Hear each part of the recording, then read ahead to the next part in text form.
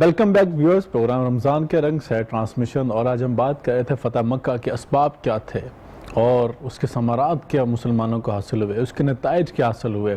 مفتی صاحب سے ہم پوچھیں گے اس حوالے سے کہ نتائج کیا تھے، لیکن اس سے پہلے مجھے فتح مکہ کے حوالے سے رسول اللہ صلی اللہ علیہ وسلم کی سیرت کا ایک خوبصورت چیپٹر جو ہے، میں سمجھتا ہوں وہ نہ سنایا جائے تو موضوع جو ہے ادھورا رہ جائے گا۔ اللہ کے رسول صلی اللہ علیہ وسلم نے جو پہلی رات مفتی صاحب گزاری مکہ کے اندر آ کے، وہ خوبصورت اور کیا دل کو رلا دینے والا منظر ہے کہ آپ جب آئے، آپ کے رشتہ داروں کاروں موجود تھے، آپ کے اپنوں کے گھر موجود تھے، بڑی بڑی حویلیاں تھیں، سرداروں کے بڑے بڑے مکانات موجود تھے، اور سارے مشتاق تھے کہ آقا ہماری طرف ٹھہرے ہیں، آقا ہماری طرف ٹھہرے ہیں، بڑی سعادت تھی۔ لیکن رسول اللہ صلی اللہ علیہ وسلم جس جگہ کا انتخاب فرمایا، وہ بڑا ایک عجیب معاملہ ہے کہ آپ نے وادی حجون، جہاں پہ حضرت خدیجہ الکبریٰ سلام اللہ علیہ رضی اللہ تعالیٰ عنہا کی قبر مبارک تھی، آپ نے اس وادی کے اندر، اس محلے کے اندر جا کر خیمہ اپنا نصب کروایا اور وہاں پہ رات بسر کی۔ اور میں سمجھتا ہوں کہ حضرت خدیجہ الکبریٰ رضی اللہ تعالیٰ عنہا و سلام اللہ علیہ، انہوں نے تو اسلام کے لیے قربانیاں دیکھی تھیں، اسلام کے بڑے مشکل وقت تھا وہ دیکھا تھا، جو اسلام کے لیے آرام کا وقت تھا، مال غنیمت کا وقت تھا، حکمرانی کا وقت تھا، وہ آپ نے نہیں دیکھا تھا۔ لیکن آپ کی رسول اللہ علیہ وسلم کی ان کے ساتھ محبت، الفت، کہ آپ مکہ میں آئے ہیں تو پہلی رات جو ٹھہرے ہیں وہ حضرت خدیجہ کے قرب میں ٹھہرے ہیں۔ یہ میں سمجھتا ہوں کہ بڑا خوبصورت ایک میسیج ہے ہمارے لوگوں کے لیے بھی، کہ جو میاں بیوی کی محبت ہے آپس میں، وہ بھی خوبصورت چیپٹر ہے۔ امہات المؤمنین کی قدر و منزلت جو ہے وہ بھی اس میں سیرت میں سے ملتی ہے۔ مجھ سب یہ بیان فرمائیے کہ جو آپ نے بڑا خوبصورت ایک پوائنٹ دیا تھا ہمیں بریک پہ جانے سے پہلے، کہ اسلام کا یہ ایک خوبصورت میں سمجھتا ہوں موٹو ہے، اسلام کا خوبصورت منشور ہے کہ فتح مکہ ہو رہی ہے، رسول اللہ علیہ وسلم جب مکہ میں آ رہے ہیں، اتنا بڑا لشکر ساتھ ہے اور ظاہری فتح بھی سامنے نظر آ رہی ہے، اللہ رب العزت کے وعدے بھی ہیں، لیکن اس کے باوجود عاجزی، انکساری، تواضع کی صورتحال یہ تھی کہ آپ کی تھوڑی مبارک جو تھی اونٹ کی کوہان کو چھو رہی تھی، اور آپ کی آنکھوں سے آنسو جاری تھے، آپ کی داڑھی مبارک تر تھی اور زبان پر اللہ کا ذکر جاری تھا۔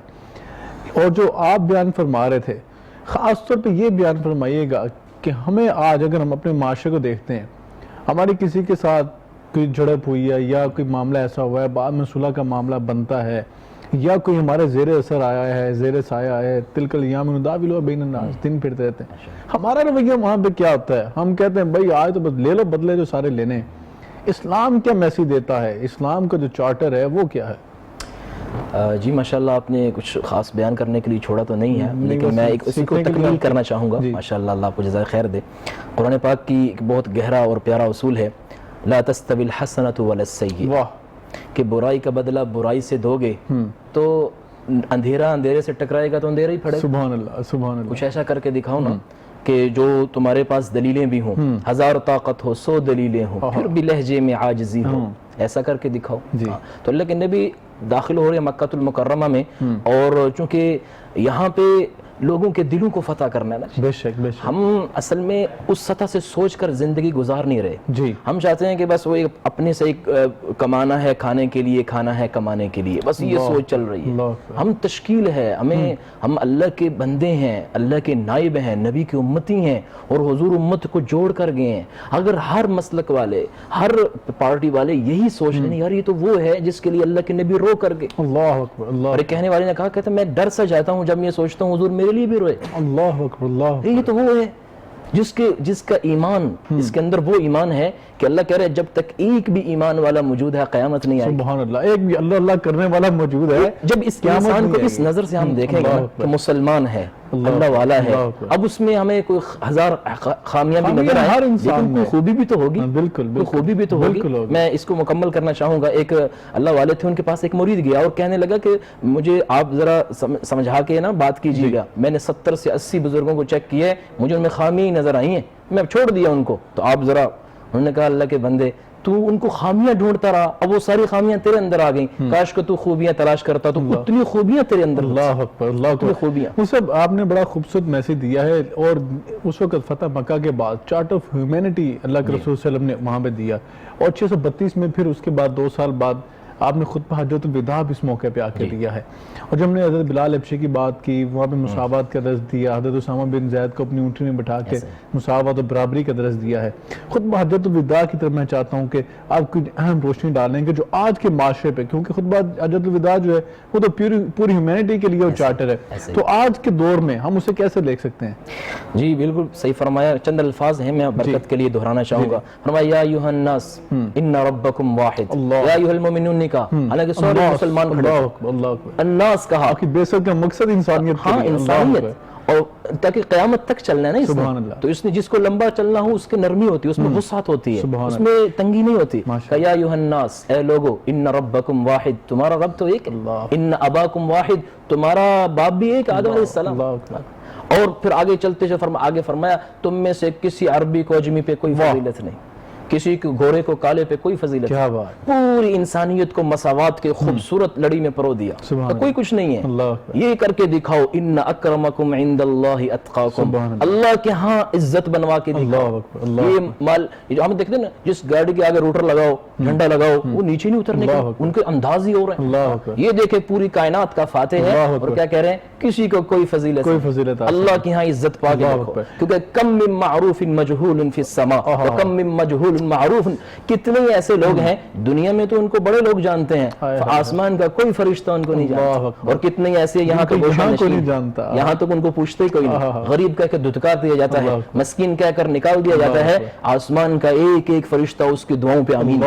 سبحان اللہ. ہمیں عزت وہ پانی. تو خطبہ حجۃ الوداع کا خلاصہ یہ ہے کہ عزت پانی ہے تو اللہ کو ساتھ، عزت پانی ہے نبی کی زندگیوں پہ آؤ. آپ نے سود کو ختم کیا، آپ نے جو عصبیت کو ختم کیا اور مومن کی عزت بنوائی. فرمایا کہ یہ آج کا دن جیسے جو عزت والا، یہ جو شہر عزت والا، یہ جو حرم کعبہ عزت والا، ایک مومن کی عزت اس سے بھی زیادہ ہے، ایک مومن کا مقام اس سے بھی زیادہ. سبحان اللہ. مفتی صاحب کیا خوبصورت آپ نے بات کہی ہے کہ ایک جو مسلمان ہے اس کی حرمت بیت اللہ شریف سے بھی زیادہ ہے.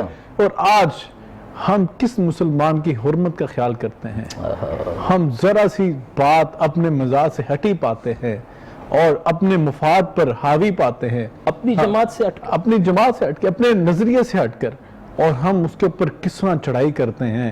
ہم وہاں پر کوئی دنیا کا کلیہ ضابطہ اس کو نہیں مانتے، اس کو سائڈ پہ رکھ دیتے ہیں، اور کسی کی حد تک، کسی کی توہین، کسی پر الزام تراشی، کسی پر بہتان بازی، اور کسی کی پگڑی اچھالنا، کسی سے عزت کے ساتھ کھیلنا، کسی کی بیٹیوں کے بارے میں باتیں کرنا، کسی گھر کے بارے میں الفاظ ادا کرنا.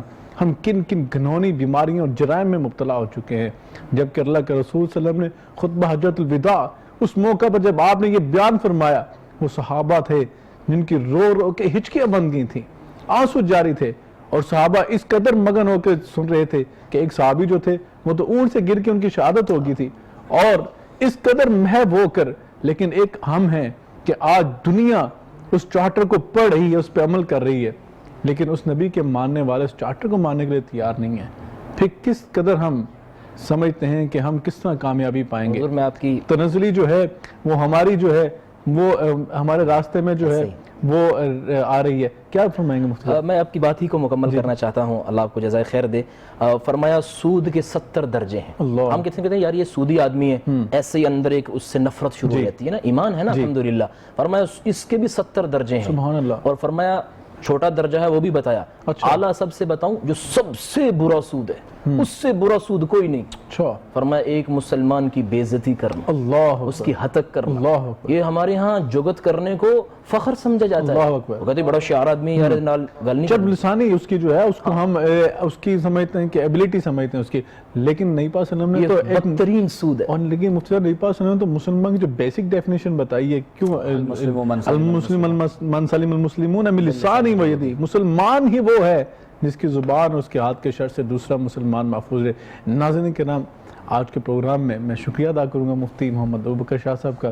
شاہ صاحب بہت شکریہ، آپ نے ہمارے انتہائی علمی گفتگو کی صورت میں روشنی میں ہماری رہنمائی فرمائی ہے. اللہ رب العزت آپ کا کہا اور ہم سب کا سنا اس پر عمل کی توفیق عطا فرمائے. مصور رضوی صاحب موجود تھے، بھائی آپ کا بہت شکریہ، آپ تشریف لائے، آپ نے ہماری بہت خوبصورت رہنمائی فرمائی. اللہ رب العزت آپ کے علم و عمل عمر میں برکت عطا فرمائے. ہمارے ساتھ عدیل نقشبندی صاحب موجود ہیں، ان کی نعت کی طرف جائیں گے. ہمیں اجازت دیجیے، آج کے پروگرام سے، انشاءاللہ کل ملاقات ہوگی اور یوم علی کے حوالے سے پروگرام ہے، اور ہم ابھی آگے بڑھتے ہیں اور اپنی منقبت کی طرف جائیں گے، کیونکہ حضرت علی المرتضیٰ کرم اللہ وجہ الکریم کا کل یوم شہادت بھی ہے، آج وہ ضربت کا دن ہے۔ اس حوالے سے ہمارے ساتھ موجود ہیں عمران رضا صاحب، اب انہیں کہیں گے منقبت سنائیں، انشاءاللہ کل ملاقات ہوگی۔ اللہ حافظ۔ پڑھنا قصیدہ حق دے ولی دا، پڑھنا قصیدہ حق دے ولی دا، مل کے لگا سارے لگا او نعرہ علی دا، پڑھنا قصیدہ حق دے ولی دا، پڑھنا قصیدہ مولا تے میرا پیراں دا پیرے، مولا تے میرا پیراں دا پیرے، میں کہ دسیواں کتنا میرے، میں کی دسیواں کتنا امیرے، تحتو سراتوں عرش اولا تائیں، سارے دا سارا، سارے دا سارا رقبہ علی دا، پڑھنا قصیدہ حق دے ولی دا، پڑھنا قصیدہ ایک عام بالے ایک خاص بالے، ایک عام بالے ایک خاص بالے، جیڑا خاص بالے زہرا دلالے، جیڑا خاص بالے زہرا دلالے، نیزے تے چڑھ کے قرآن سنایا، سب نو پڑھایا، سب نو پڑھایا، ہاں کلمہ نبی دا، پڑھنا قصیدہ حق دے ولی دا، سارے